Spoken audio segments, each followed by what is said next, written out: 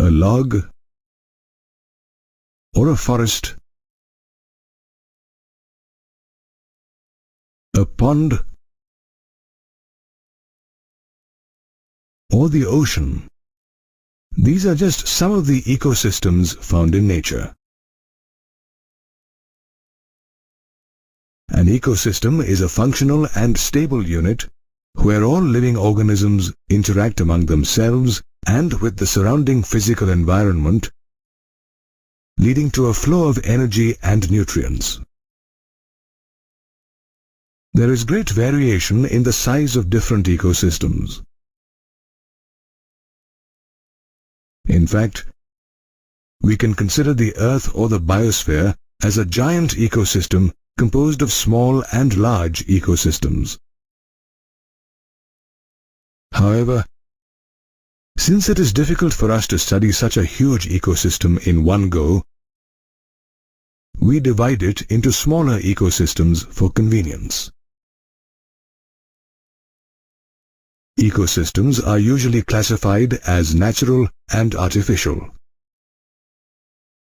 Natural ecosystems exist naturally in nature and function all by themselves.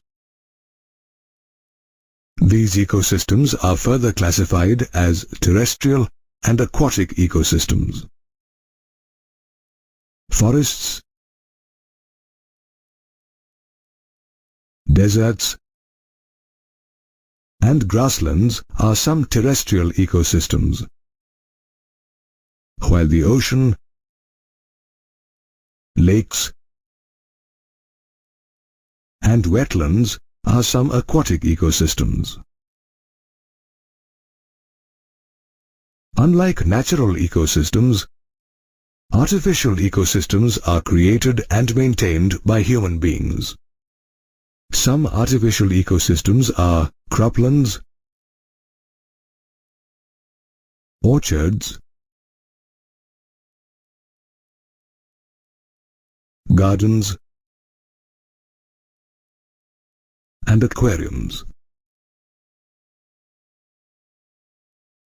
The structure of different ecosystems also varies greatly and involves the composition of a biological community in terms of number, biomass, life history, population, and distribution of species. The structure of an ecosystem also involves the availability and distribution of several non-living factors such as nutrients, water, and climatic and physical conditions. In other words, the two major components in any ecosystem are abiotic or non-living components and biotic or living components. There is a continuous interaction between the abiotic and biotic components of an ecosystem, resulting in a physical structure which forms a characteristic for each type of ecosystem. Also, an ecosystem has several plant and animal species, and their identification and enumeration gives us the composition of the species. The vertical distribution of different species occupying different levels is known as stratification. For instance, in a forest ecosystem, the trees occupy the top vertical strata or layer, followed by shrubs, herbs, and grasses.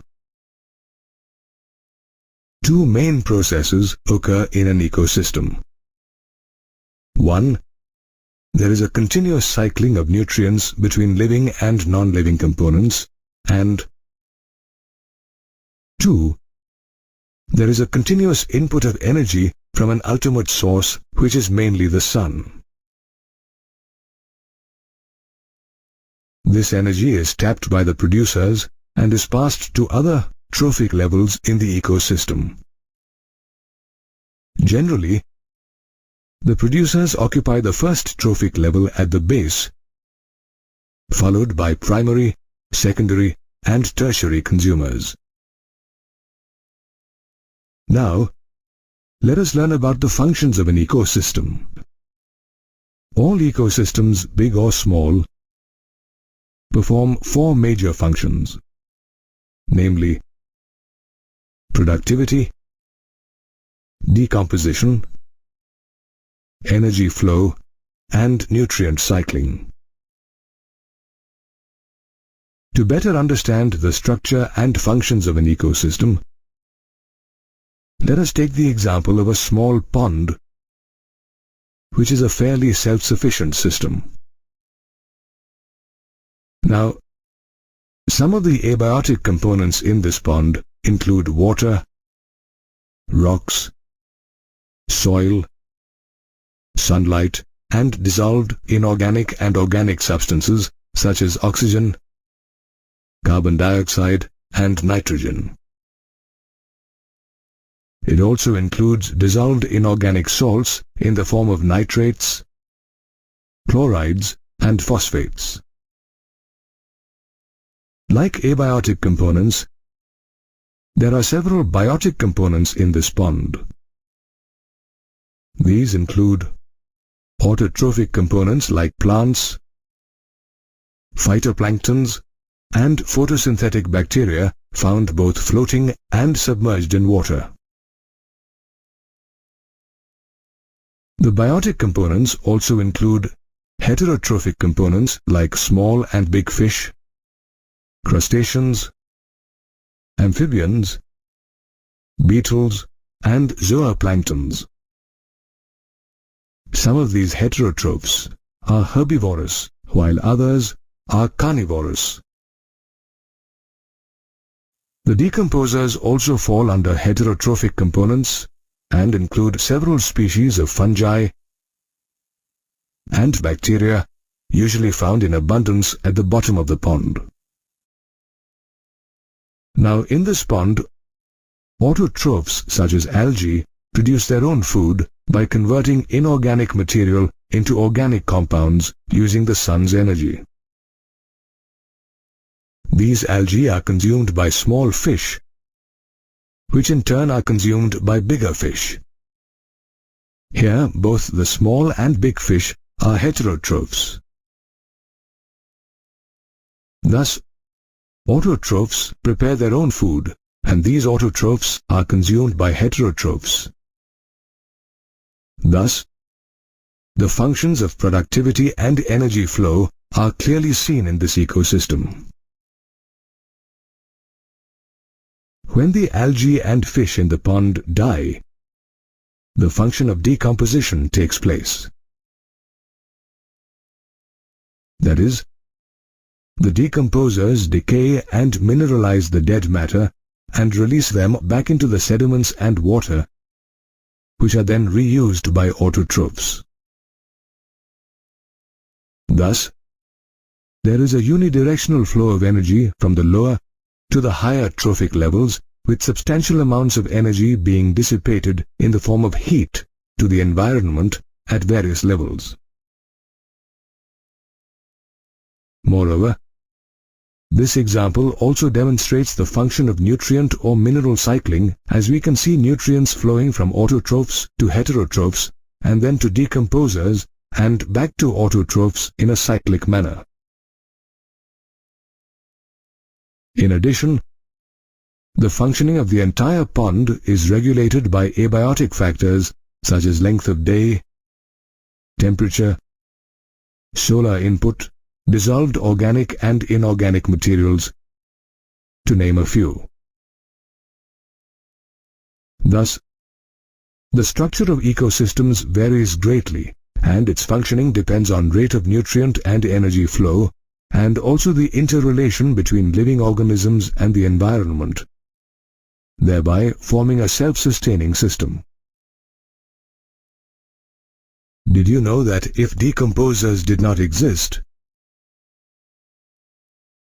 the earth would be covered by a layer of dead flies about 20 feet deep within a month? Decomposers play a very important role in keeping our environment clean. They break down complex organic matter and convert it into simple inorganic substances like water, carbon carbon dioxide, and nutrients. This natural process is known as decomposition.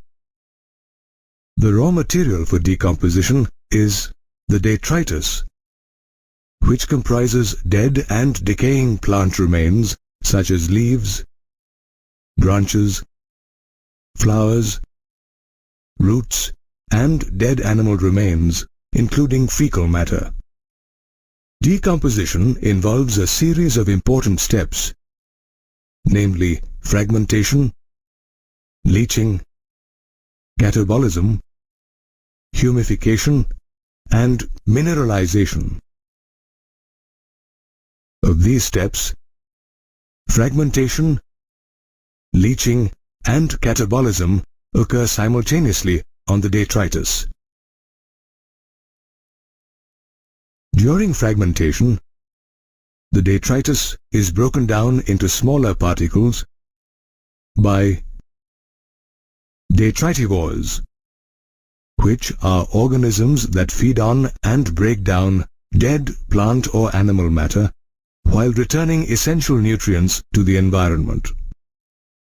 Some examples of detritivores include fungi, insects like dung flies, and terrestrial worms such as earthworms and millipedes.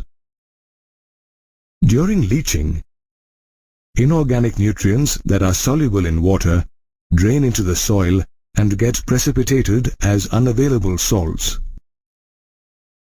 While during catabolism, the detritus is further acted upon by bacteria and fungi and is degraded into simpler inorganic substances by the action of their enzymes.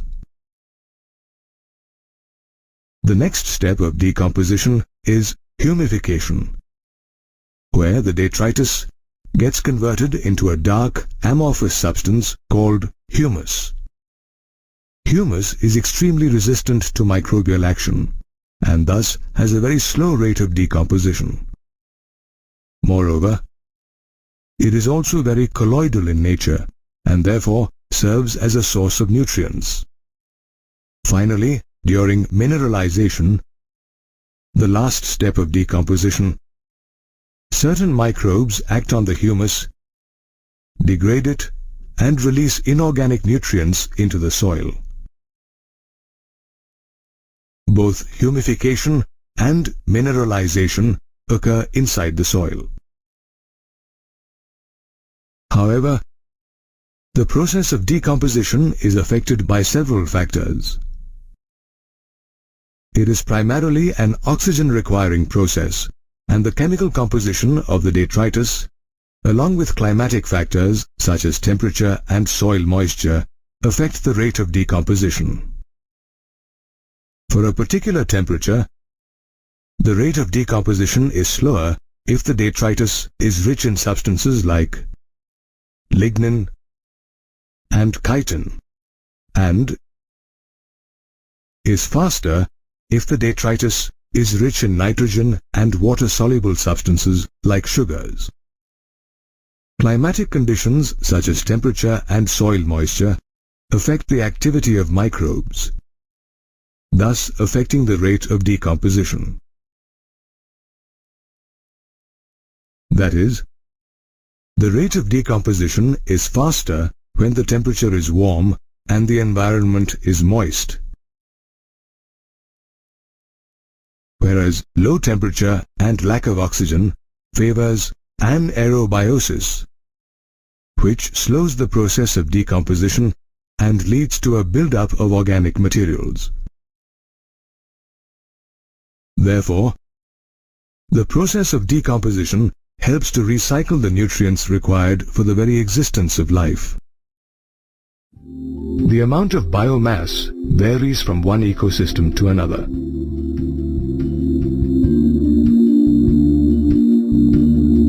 Biomass is the mass of living organisms or the organic matter in a unit area of an ecosystem at a given time. It is expressed in terms of mass per unit area, that is, gram per meter square. If we compare a forest desert, or tundra ecosystem, we find that the biomass of the forest ecosystem is greater than the other two. This is due to the presence of a large number of primary producers in the forest. Primary producers are organisms that can produce biomass from inorganic substances. They typically include photosynthetically active organisms such as plants, cyanobacteria or blue-green algae, and other unicellular organisms. During photosynthesis, plants use chlorophyll to fix inorganic substances such as water and carbon dioxide into organic substances such as glucose in the presence of sunlight, which acts as the main source of energy. So the light energy of the sun is converted into chemical energy of glucose or sugars. The glucose thus produced is converted into starch for storage in plants, or may be combined with other nutrients such as nitrogen, phosphorus or sulfur to produce other complex molecules such as proteins or nucleic acids, and is stored as biomass. Therefore, the amount of biomass produced per unit area by plants through photosynthesis is called primary production.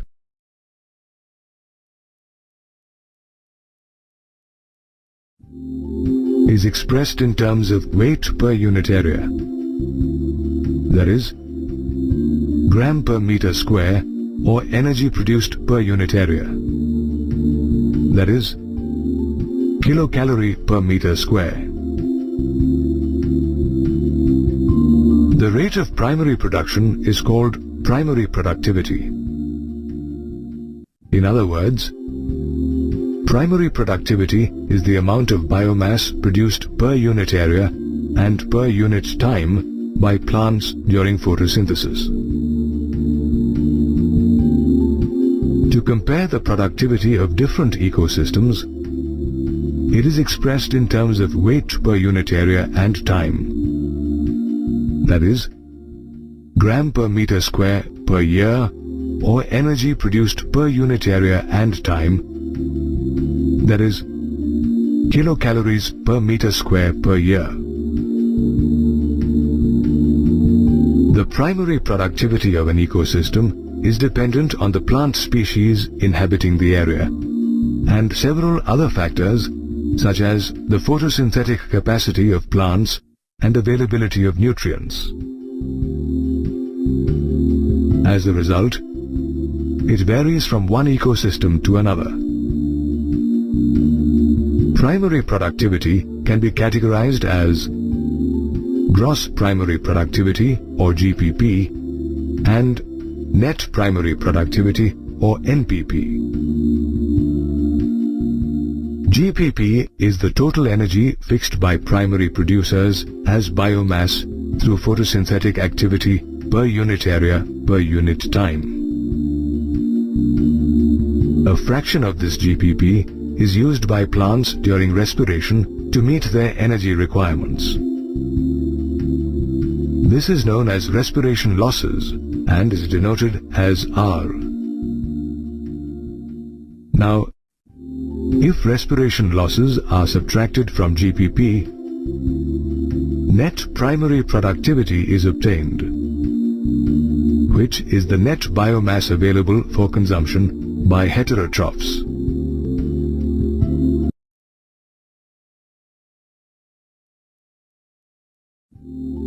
Heterotrophs such as herbivores, carnivores, omnivores, and decomposers feed on this net biomass available either directly or indirectly and convert chemical energy of their food into their own biomass.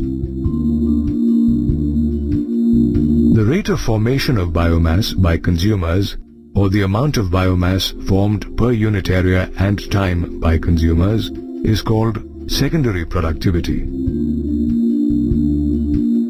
A part of the food consumed by heterotrophs is assimilated and is used for various metabolic activities such as respiration, growth, and reproduction, and the remaining is stored as biomass. Thus, the food or energy assimilated and stored by autotrophs is passed on to the consumers. Moreover, the efficiency with which this energy transfer takes place from one trophic level to the other is called energy efficiency. Did you know that the biosphere produces about 170 billion tons of net organic matter annually? However, the ocean accounts for just 55 billion tons of organic matter, even though it occupies 70% of the Earth's surface. The low NPP of oceans can be attributed to the small number of plant species inhabiting the oceans compared to land. So, the least productive ecosystems are the ones limited by sunlight and water, while the most productive ecosystems are the ones with high temperatures, plenty of water, and nutrients. In this manner, productivity is vital for the production of biomass in any ecosystem.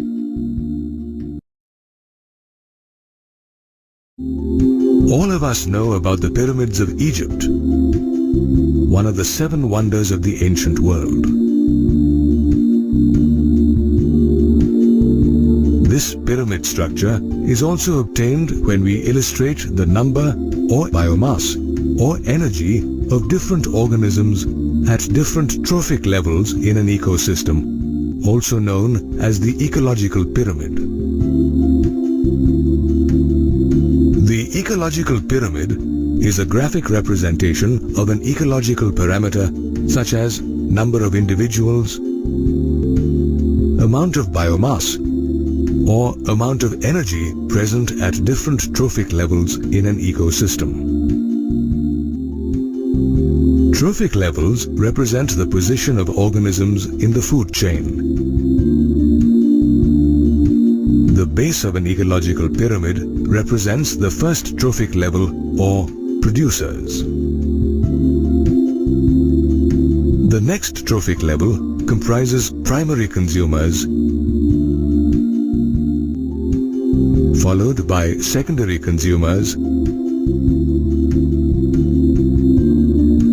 and finally tertiary consumers at the top.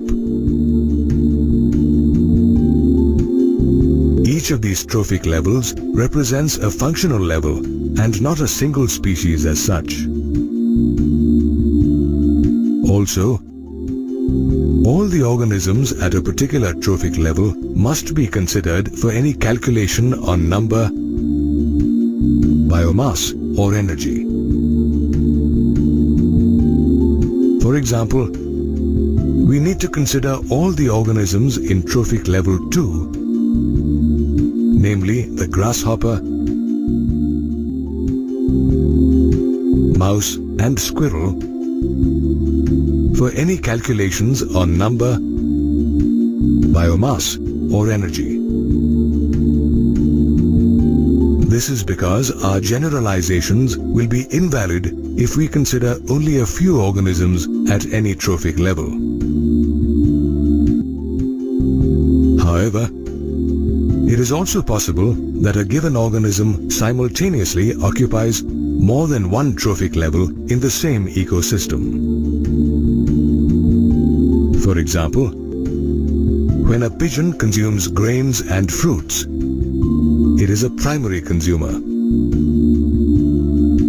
Conversely, when the same pigeon consumes worms and insects, it becomes a secondary consumer. Based on the types of parameters used, ecological pyramids are of 3 types: pyramid of numbers, pyramid of biomass, and pyramid of energy. A pyramid of numbers is a graphic representation of the number of individuals per unit area present at various trophic levels in an ecosystem, and its shape varies from one ecosystem to another.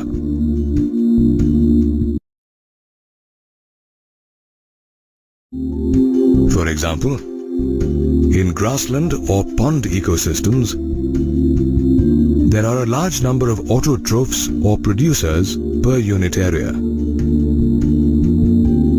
However, the number of herbivores that depend on these producers is few, and the number of carnivores that depend on the herbivores is still fewer. Therefore, in these two cases, the pyramid of numbers is an upright one, that is, converging towards the tip. Now, in a parasitic food chain like the one shown in the image, a single large tree is supplying food to a large number of herbivorous birds. These herbivorous birds, in turn, are food for a still larger population of ectoparasites, on which a large number of hyperparasites depend. Therefore, in this case, the pyramid of numbers is inverted. Now, consider a third case, where a single large tree provides food to a large number of herbivorous birds. These birds, in turn, are a source of food for carnivorous birds like eagles and kites, which are fewer in number, and hence the pyramid is spindle-shaped, that is, broader in the center and narrow above and below. Now, let's learn about the pyramid of biomass, which is a graphic representation of biomass present per unit area in each trophic level in an ecosystem. In a terrestrial ecosystem, producers have maximum biomass, which decreases progressively from lower to higher trophic levels. Therefore, the pyramid of biomass in a terrestrial ecosystem is always an upright one.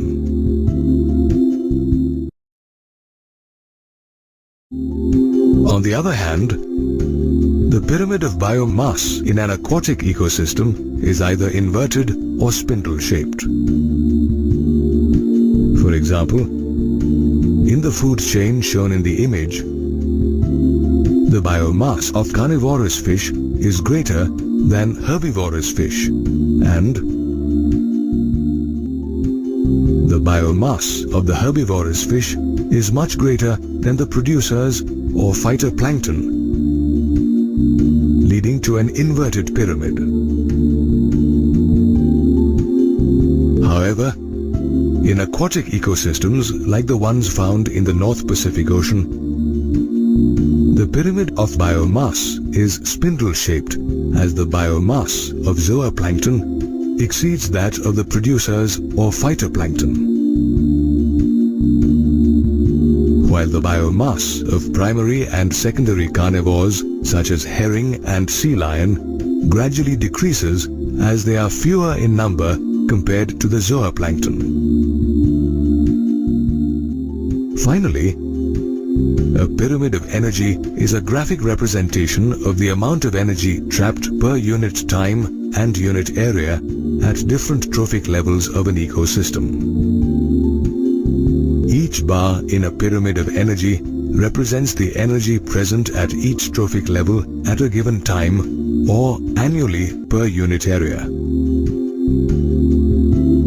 Energy is always higher at lower trophic levels, that is, the producer, and flows to higher levels.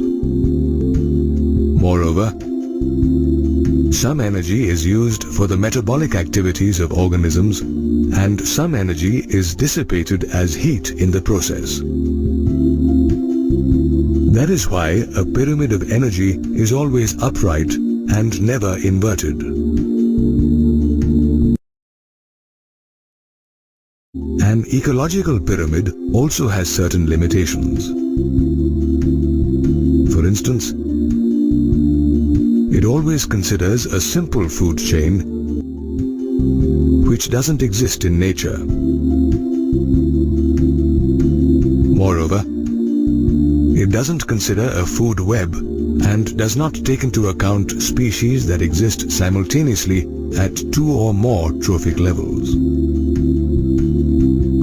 Another limitation of an ecological pyramid is that it never takes into account decomposers or saprophytes, though they play a significant role in an ecosystem. In general, an ecological pyramid shows the feeding relationship between groups of organisms and also depicts the amount of biomass or energy present at various trophic levels in an ecosystem. These trees are part of a huge forest. However, the area covered by these trees was once a pond a few hundred years ago.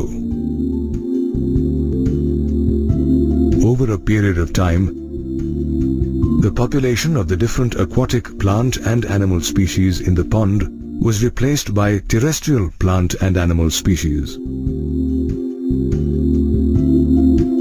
This gradual and fairly predictable change in the composition of different species in a given area is known as ecological succession. During ecological succession, the population of certain species increases, while that of many others may decline or even disappear.